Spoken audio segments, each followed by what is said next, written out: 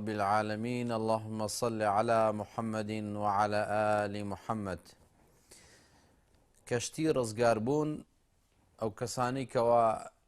لە کەشتی ڕزگاربووندا بن ئەوە ڕزگاریان دەبێت لە دنیا و لە قیامەتە. باسی صفاتێکیان دەکەین البوکاء من خەشیەتی الله، گریان لە ترسی خوای پەروەردگاردا. گومانی تێدا نییە گریان لە ترسی خوای پەروەردگاردا نیعمەتێکی زۆر گەورەیە بۆ ئیمانداران و موسڵمانان لە دنیا و لە قیامەتە. واگەر بیانەوێت ڕزگاریان بێت، بەختەوەر بن، دڵخۆش بن، ئەوە دەبێت ترسی پەروەردگار لە دڵیان بێ. و کاتی ئینسان ئەگەر ترسی پەروەردگار لە دڵی دابێت ئەوە دوورەکەوێتەوە لە خراپەکان و بەرەو چاکە بەڕێ دەکەوێت. ئەو جارە بەداخەوە لە ڕۆژگاری ئەمڕۆیە وەکو خەوی لێ هاتووە گریان لە ترسی خوای پەروەردگاردا، واتە زۆر کەم بووە. ئایا ئەوانە لە کۆن کەوا لە پێناو خوای پەروەردگارە دەگرێن؟ گریانەکەیش وەکو وتمان لە پێناوی خوای پەروەردگاردا بێن، نەک لە بەڕیا بۆ ئەوە بێکەوە خەڵک بتبینێ بڵێن ماشەڵڵا ئەترسێت لە خوای پەروەردگار. نەخێر، تەنها و تەنها بۆ خاتری خوای پەروەردگار بێت. بابین بزانین خوای پەروەردگار چۆن باسی گریانمان بۆ دەکات لە پێناوی خۆیدا. سەرەتا خوای پەروەردگار باسی پێغەمبەران دەکا سەڵات و سەلامی خۆیان لەسەر بێت. ئەفەرمێ ئولائیکە الەذینە ئەنعەمە الله عەلەیهم، ئەوانە خوای گەورە نیعمەتی ڕژانوبووە سەریانە، منە النەبیینە من ذوڕیەتی ئادەم، لە پێغەمبەران لە زوڕیەتی ئادەم وەکو ئیدریس عەلەیه السەلام، وممن حەمەلنا مەع نوح، و لەوانەی کەوا سەرمان خست لە کەشتەکەی نوحدا عەلەیه السەلام، ومن ذرية إبراهيم وإسرائيل ولا ذرية إبراهيم ويعقوب، وممن هدينا واجتبينا، ولو عنشك ورنمونيان ما كردو هليان ما بجارد، إذا تتلى عليهم آيات الرحمن خروا سجدا وبكيا. كاتيك آياتكاني الله بسريان دا بخن رايتوا أو دتشون بو سجدا ودقريان. واتا کاری پێغەمبەران بۆ ئەسەڵات و سەلامی خۆیان لەسەر بێ گریان لە پێناو خوای پەروەردگاردا. و ئەو کەسەیشی دەوێت خوای گەورە نیعمەت بڕژێنێتە سەریا و شوێنکەوتەی پێغەمبەران بێ سەڵات و سەلامی خوای لەسەر بێت، دەبێت لە چاوەکانی فرمێسک بێتە خوارەوە لە ترسی ئەڵڵایە. و کاتێکیش ئینسان کە فرمێسک هاتە خوارەوە لە چاوی لە پێناوی خوای پەروەردگاردا، ئەوە خوای پەروەردگار ناز و نیعمەتی دنیا و قیامەتیش ئەڕژێنێتە سەریا. و خوای پەروەردگار لە وەصفی زانایانە ئەفەرمێت وقورآنا فرقناه لتقرأه على الناس على مكث ونزلناه تنزيلا. ئێمە ئەو قورآنەمان بەسەر توادا بەزان هەی محەممەد صلى الله عليه وسلم بە لەسەر خۆی و پارچە پارچەیی، واتە خوای پەروەردگار بە یەک جار ئەم کتابەی نەناردووەتە خوارەوە، بەڵێ قورآن بە یەک جار دابەزێتە ئاسمانی دنیا، ئەو جارە بە پارچە پارچەی هاتەتە سەر پێغەمبەر صلى الله عليه وسلم. ئەو جارە خوای پەروەردگارە فەرمێ قل ئامینوا به ئەو لا تؤمنوا، پیان بڵێ گەر ئێوە باوەڕ بێنن یاخود باوەڕی پێنەهێنن، إن الذين أوتوا العلم من قبله إذا يتلى عليهم يخرون للأذقان سجدا. خواهي گەورە باسی زانایان مامودەکە دەفەرمێ ئەوانەی کەوا قورآن ئەخوێنرایە سەریانە، واتە قورآنت بۆیان دەخوێندەوە یەکسەر ئەچوون بۆ سوجدا، سەریان ئەنایە زەوی، ويقولون سبحان ربنا، ئەیانوت پاکی و بێگەردی بۆ پەروەردگارمان، إن كان وعد ربنا لمفعولا، براسي وعدي خواي پەروەردگار پەیمانی خواي پەروەردگار جێبەجێ دەبێت. ويخرون للأذقان يبكون ويزيدهم خشوعا، هم تری دەچوون بۆ سوجدا سەریان دائنوان، ئەو جارە دەگریان و ترسیان زۆرتر دەبوو لە پەروەردگار. واتە ئەوانەی کەوا خاوەن علم و زانست و زانیارین ئەوانە زیاتر لە خۆی پەروەردگار ئەترسن و ئەوانەیش کەوا دەستیان گرتووە بە علمی شەرعیەوە ئەوانە زیاتر خۆفی خوا و ترسی خوای گەورە ها لە دڵیانە و دەگرێن و خۆی پەروەردگاریش وەصفی ئەوانە دەکاتکەوە علم و زانست و زانیاریان هەیە بەڕاستی ئەوانەی کەوا علم و زانست و زانیاریان هەیە و لە پێناو خی پەروەردگارە سەرفی دەکەن ئەوانە خی پەروەردگار وەصفیان دەکا و دەفەرمێ ئەوانە لە من دەترسن و ئەوانە دەگرێن لە ترسی منە. ئەگەر ئەتەوێت خی گەورە وەصفت بکات لە ڕیزی وەصفت بکە لە ڕیزی زانایان بی و شوێنکەوتەی زانایان بی ئەوە باترسی خی پەروەردگار لە دڵتا هەبێ و فرمێزگ بڕشێنە لە پێناو خی پەروەردگارە. و هەروەها خی پەروەردگار لە وەصفی عەبدە ساڵحەکانی ئافەرمێ وإذا سمعوا ما أنزل إلى الرسول كاتي جوان لبي القرآن كوادا بزيوة سر محمد صلى الله عليه وسلم ترى أعينهم تفيض من الدمع كاتي سير عم بكي كاتي قرآن عم بسر خويني توا چاوەکانیان پڕ دەبێ لە فرمێسک و فرمێسکی پیادێتە خوارەوە مما عرفوا من الحق لەو حەقیکەوە فێر دەبن لەبەر ئەوەی بەڕاستی قورآن ئەگەر دابەزیایە لەو ئەنزەلنا هذا القورآن على جبل ئەگەر قورآن دابەزایە بۆ سەر شاخ لەت و پارچە پارچە دەبوو بۆیە ئەمانیش ئەیانزانی و قورآنە یعنی چی و مانای چییە بۆیە کاتێ بۆیانت بخوێنایەتەوە فرمێسک بە چاوەکانیانە ئەهاتە خوارەوە ئەیانوت يقولون ربنا آمنا يا ربي خوايا إما باور إيمان من هنا فاكتبنا مع الشاهدين إمش بنوس لقى الشاهدة كان لقى الأوانية كواشاتي أدن بحق بويا كاتيك أقر بيتو سيري بياوچاكان بكي رضا ورحمتي خوايا لبيت سيري بيغمران بكي صلاة والسلامي خوايا لبيت بزاني لترسي خوايا پروردگارا چون گرياون عبد الله کوڕی مەسعود فەرمیێ پێغەمبەری خوا صلى الله عليه وسلم پێمی فەرموو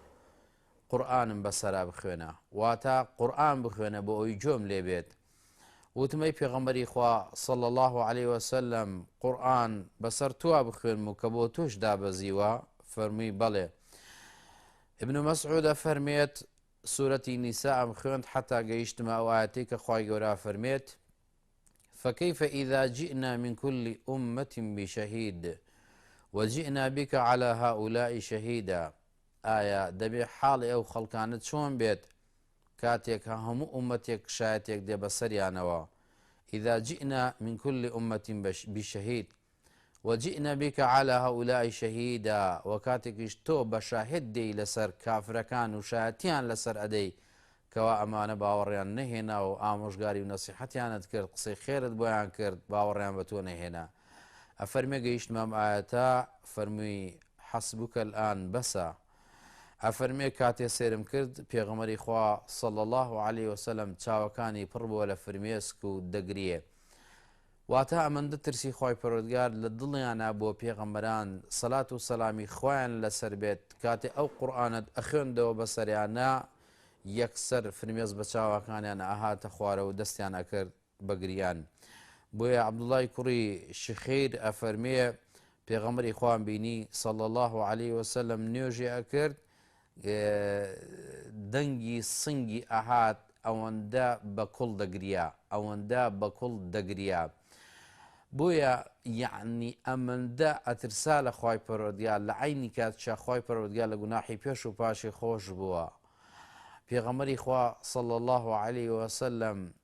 فرمێسک و عەسری دەڕژان لە پێناو خوای پەروەردگارە پێغەمبەری خوا صلى الله عليه وسلم شەوان ئەوەندە دانیشت ئەوەندە شەو نوێژی دەکرد حتا پیاکانی ئاوسا دایکمان عایشە فەرمی پێم وت ئەی پێغەمبەری خوا صلى الله عليه وسلم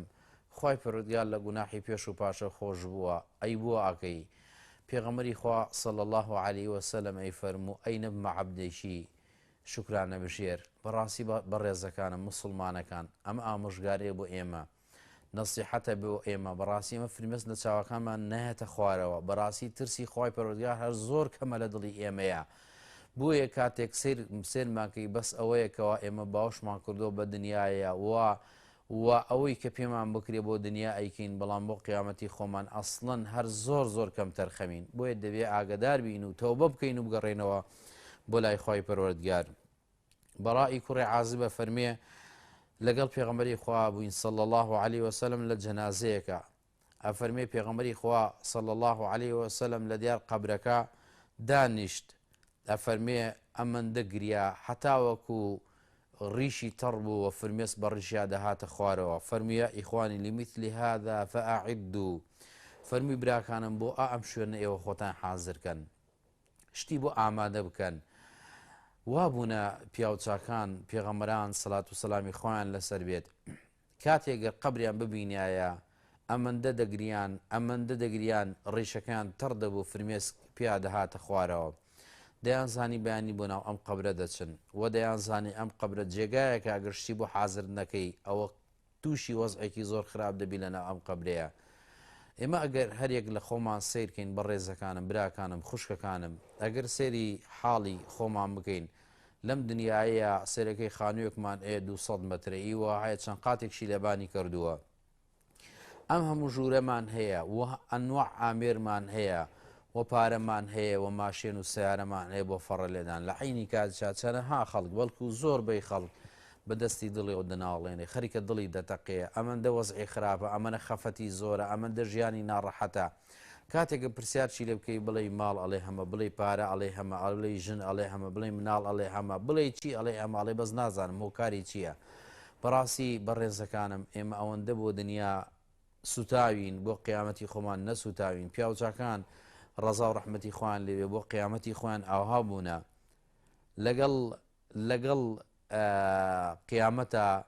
تێکەڵ بوونە واتەمە بەسم زۆر حوڵم بۆ قیامەت ئەدا بۆیە پیاوچاکان ڕەزا و ڕەحمەتی خوان لێبێ فەرموو کاتێک ئەگەر بێت و لە ناو ئێمەیە کەسێک بمبردایە کە بڕۆیشتایمان بۆ قەبرستان خەڵک بەهاتە سەیری بکردان نەی ئەزانی کاممان خاوەن مردۆکەین ئەمەی ئەبینی ئەگریا ئەوەی ئەبینی ئەگریا ئەوەی ئەبینی ئەگریا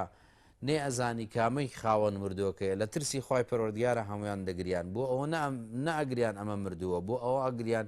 کە ئەمە قەبرە ئەمە قیامەتە ئەمە بەیانی ئەڕۆن بۆیە بەڕاستی ئێمە ئەگەر سەیری ژیانی ئێمە بکەی لەم ڕۆژەیە بەڕاستی ژیانێکی زۆر کاڵ و بێتامان هەیە خی گەورە پەناماندا سەرەکەی کاچین بۆ قەبرستان لە باتی ئەوەی سێرە ناو ئەم قەبرانە بکەین سەیری ژیانی ئەمانە بکەین سەیرە ناو قەبرەکە بکەین ئەم لەم لاو خەریکی پێکەنین ئەو لە لا خەریکی جگەرە کێشانە ئەو لە لا خەریکی باسی خەڵکی ئەو لە لا خەریکی هەر یەشێک لە نەوعێک باسەکە بەڵام ئەوەی کەوا باس ناکرێت ئەم قەبرەیە ئەم قیامەتەیە کە ئەمە قیامەتی ئەم کەسێک کە ئێستا مردووە ئەمە قەبرێکە بەیانی منیش ئەچمەە ئەو توش ئەچیتەنە ئەوەوە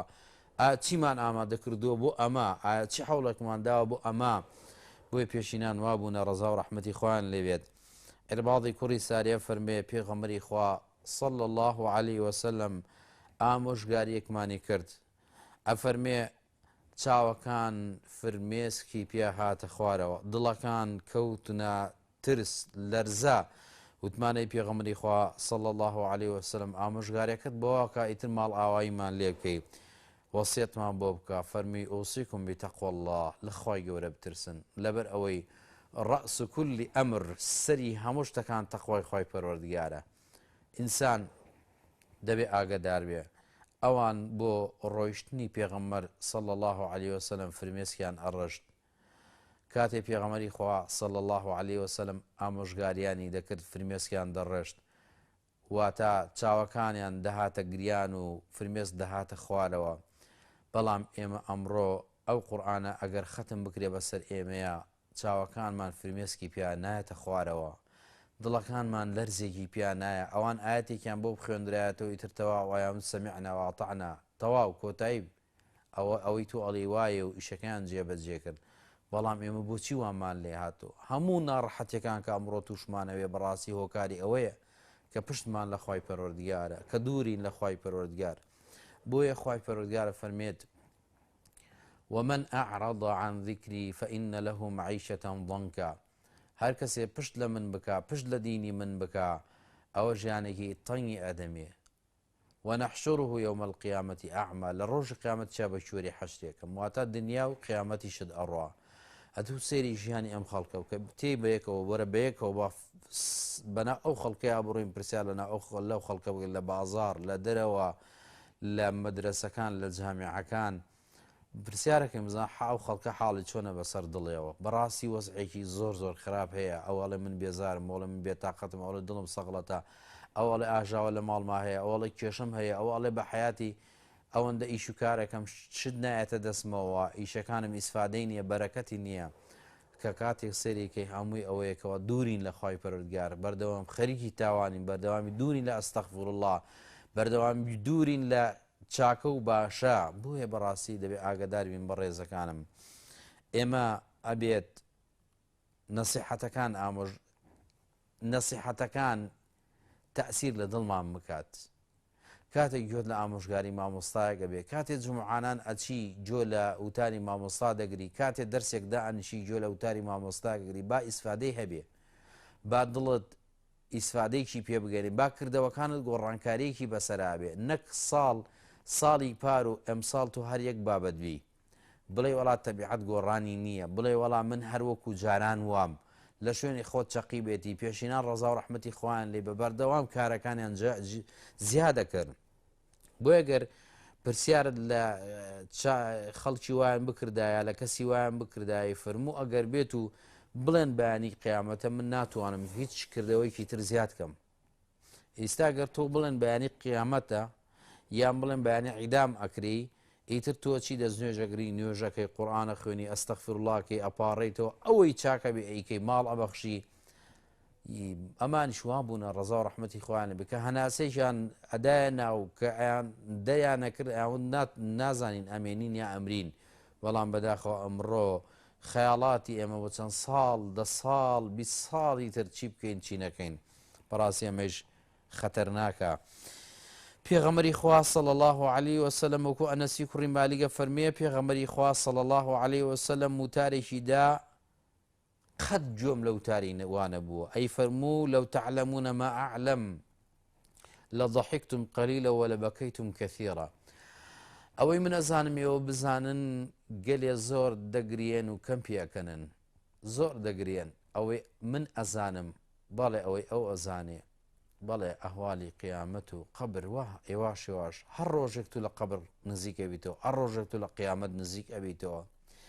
ئایا ئەمڕۆ ئایا بەیانی ئایا ئەم هەفتەیە ئایا هەفتەکەی تر ئەمریت و ئەڕۆی بەس وەڵڵاهی نە سیارەکەت نە ماڵەکەت نە مناڵەکانت هیچ ئیسفادە بۆ تۆ ناگەێنن ئاگاد لە خۆت بێ کردەوەی چاکی خۆت پێشی خۆت بخە و پەلە بکە حەوڵ بدە هەر خەریکی پێکەنین مەبە و قاقای پێکەنین تۆ ناو کۆڵانەکان بگرێتەوە بگرێ بۆ ئەو هەموو کارە خراپێکەوە ئەنجامت داوە ئەبوو بەکری سدیق ڕەزا و ڕەحمەتی خوای لێبێت کە کەسێکە لەو کەسانێکەوە هەر هەش دەرگایی بەهشتی بۆکرێتەوە و پێغەمبەری خوا صلی الله علیه وسلم فەرمووی ئەبوو بەکری سدیق هەر هەش دەرگای بەهشتی بۆ کرێتەوە و ئەفەرمێت دوای من ئیمامی ئەبوو بەکر ئەچێتە بەهشتەوە واتە دووەم کەس کە ئەچێتە بەهشتەوە ئیمامی ئەبوو بەکرە بەڵام ئەوەنە ئەگریا گریانێکی زۆر یعنی ئەوەندە ئەگریا دەنگی بەرز ئەبووە لە تەحەمولی خۆیان نامە وا لێ ئەهات ئیتر لە گریانی ئیمامی ئەبوو بەکرا گوێ لە هیچ نابوو کاتی پێغەمبەری خوا صلی الله علیه وسلم زۆر نەخۆشکەوتیان بڕۆ پێغەمبەری خوا صلی الله علیه وسلم فەرمی بڕۆ بە ئیمامی ئەبوو بەکر بڵێن با پێشنوێژی بکە ئەوە بوو ئەفەرمێ دایکمان عایشە فەرمووی ئیمام ئەبوو بەکر باوشێتی فەرمووی دڵی زۆر ناسکە تەحەمولی ئەوە ناکات و ئاوا بۆ نەخۆشیە ببینیە و ئاوا ڕاکشا بێتی و ئەم پێشنوێژی بکە پێغەمبەری خوا صلی الله علیه وسلم فەرمووی بڕۆ پێی بڵێ با پێشنوێژی بە موسڵمانان بکە بەڵێ دوای ئەوەی کەوا ئیمام ئەبوو بەکر پێشنوێژی کرد ئەوە بوو گریانێکی زۆر بە قووەت ئەوە بوو کە زۆر بەدەنگ ئەگریا حبا لرسول الله صلى الله عليه وسلم خۆشەویستی بۆ پێغەمبەر صلى الله عليه وسلم ئەنەسە فەرمێ دوای وەفاتی پێغەمبەری خوا صلى الله عليه وسلم ئیمامی ئەبوو بەکر بە ئیمامی عومەری فەرموو بڕۆ با بڕۆین بۆ لای ئوم ئەیمەن بۆی سەردانی بکەین چۆن پێغەمبەری خوا صلی الله عليه وسلم سەردانیە کرد.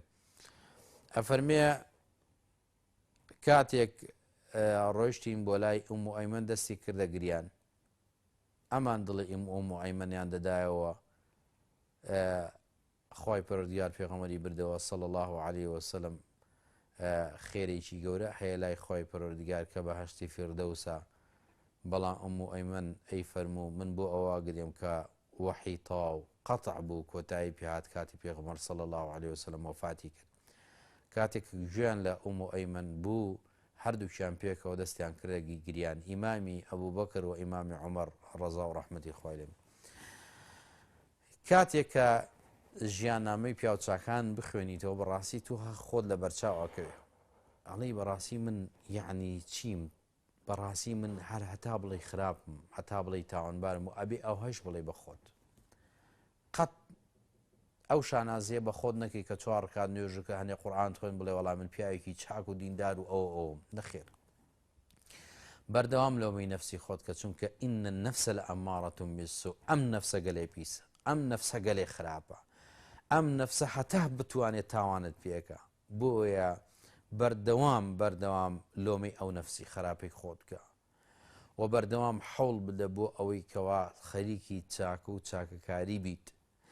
پێشینان ڕەزا و ڕەحمەتی خۆیان لەوێ حتا ئەیانتوانی چاکەیانە کرد و خوای پەروەردگاریان لە خۆیان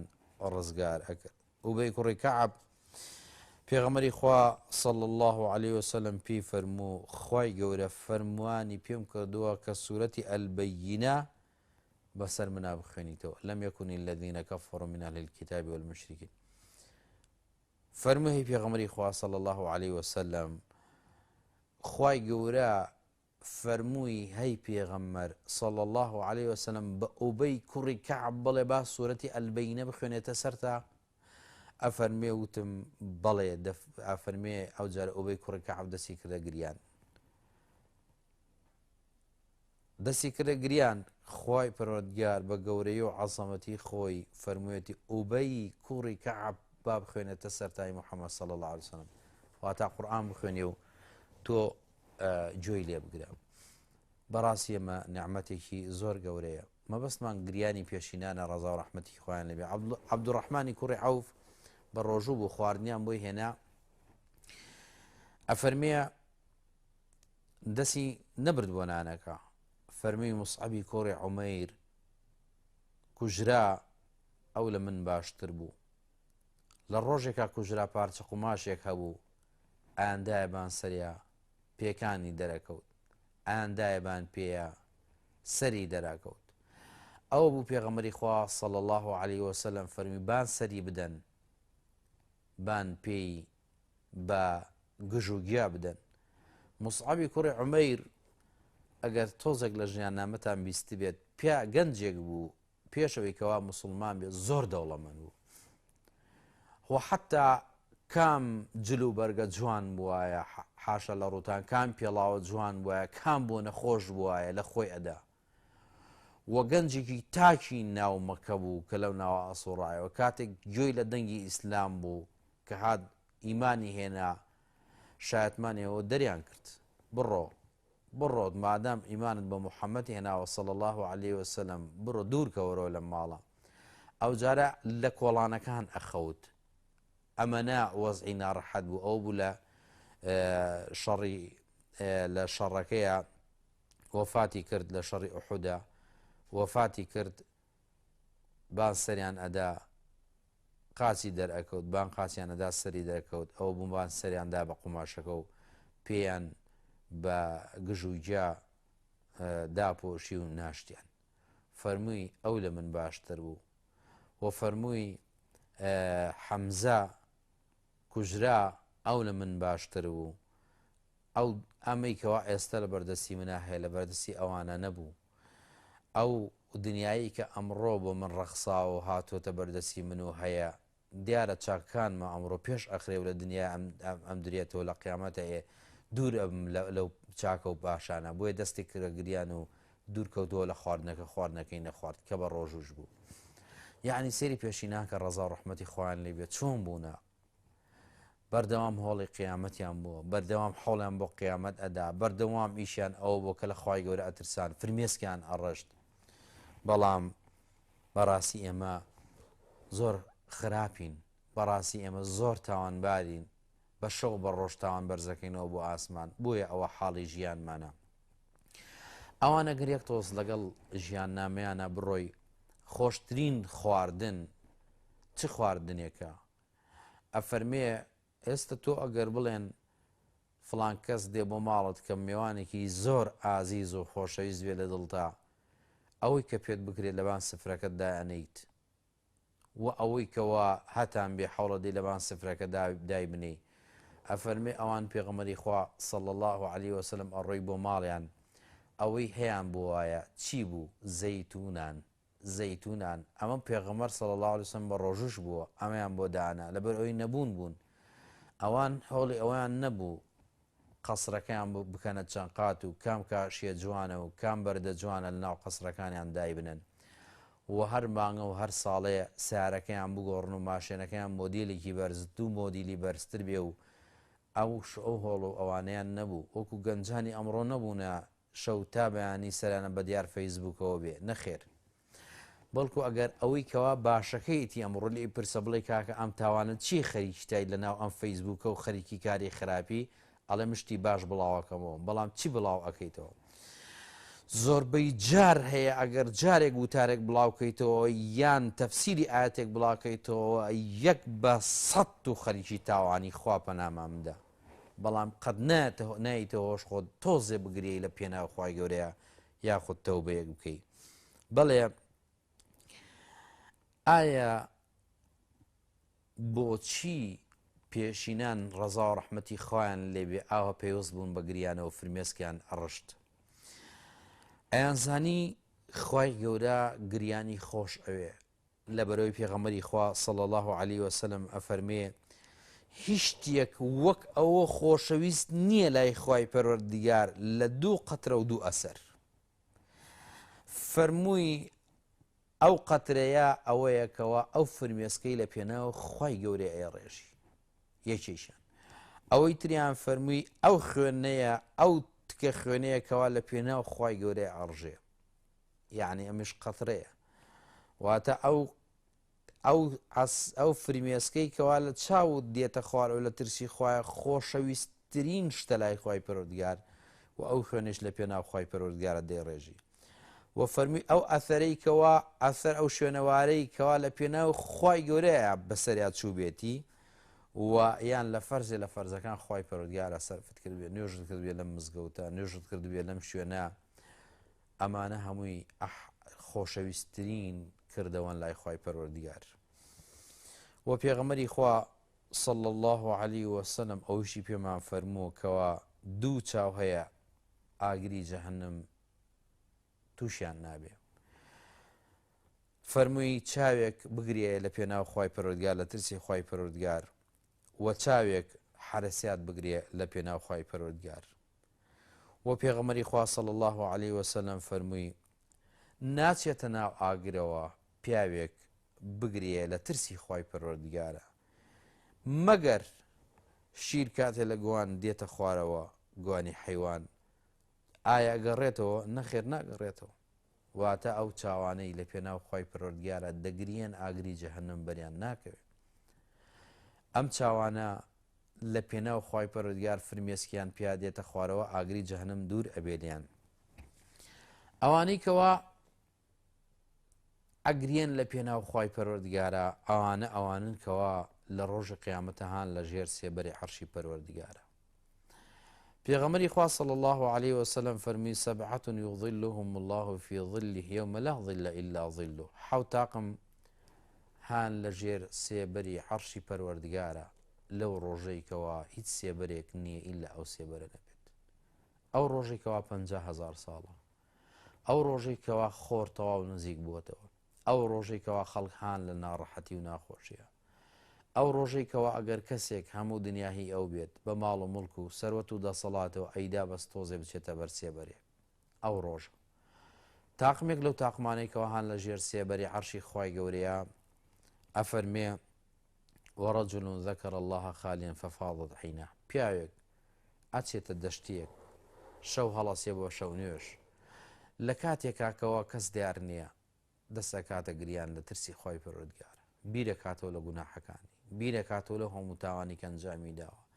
بیرەکاتەوە لەو هەموو کەم تەرخەمیکەوە هەیەی دەگریە فەفاضت عیناه دەگریە بۆیە ئینسانی مسلمان دەبێت زۆر لە خۆی پەروەردگار بترسێ و حەوڵدا خۆی لە خۆی پەروەردگار نزیکاتەوە ئایا چی بکەین بۆ ئەوەی کەوە کەسێک بین لەو کەسانێکەوە ئەگرین لە پێناو خۆی پەروەردگار چۆن خۆ هەموو کەس ناتوانێ بگرێ و هەموو کەس ناتوانێت فرمێسک لە چاوەکانی بێنێتە خوارەوە ئەی چیان ئەوانێکەوە ئەتوانن بگرێن لە پێناو خۆی پەروەردگارە یەکەم ئەوانن کەوا گوێ لە قورئان دەگرن و بیر لەوە ماناکەی دەکەنەوە بیر لە واتاکانی یەکەنەوە سەو کەسی وایە مامۆستای مەدرسەیە پێی بڵێ ئەڵێ نازانم معنای قورئان چییە بەڵام خوێندەواریت هەیە مامۆستای ئازیز دکتۆری بەڕێز خوێندەواری بەڕێز ئەتوانی چەندان تەفسیرمان هەیە ئەمڕۆ ئەتوانی سێری تەفسیرەکان بکەیت و تەفسیرەکان بخوێنیتەوە و ئەمڕۆ الحەمدوللا علم و زانست دوای لێ هاتووە ئەتوانی هەر لەناو مۆبایلەکەی خۆتە ئەتوانیت چەندان تەفسیری قورئانی تێکەی سەیریکەی یاخود بە سەوتیات هەیە گوێ لە تەفسیری ئایەتەکان بێت یاخود لەناو سیارەکەتە ئەتوانی ئەو سیدیەی هەتا ئەو تەسجیلەی هەتا گوێ لە تەفسیری قورئان بێ و گوێ لە ماناکەی بگریت بزان قورئان چەند گەورەیە وەکو پێغەمبەران سەلات و سەلامی خۆیان لەسەر بێت وەکو زاناکان کە خی گەورە وەسفیانەکات وەکو پیاوچاکان و ساڵحین کە خی گەورە وەسفیانەکات کە نیشانیان ئەوەیەکەوە ئەگریان لە پێناوی ئەڵڵایە توش ئایا ڕۆژە لە ڕۆژان فرمێسک هاتووەتە خوارەوە لە چاوەکانت ئەگەر نا بۆیە ئاگاد لە خۆت بێ بزانە دڵت زۆر ڕقە زوو تەوبەکە بۆ لای خوای پەروەردگار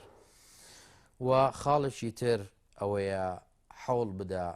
دوور کەورەوە لە قەرەباڵەخی واتە حەوڵ بدە جار تەنیا بیت بۆ ئەوەی کەوا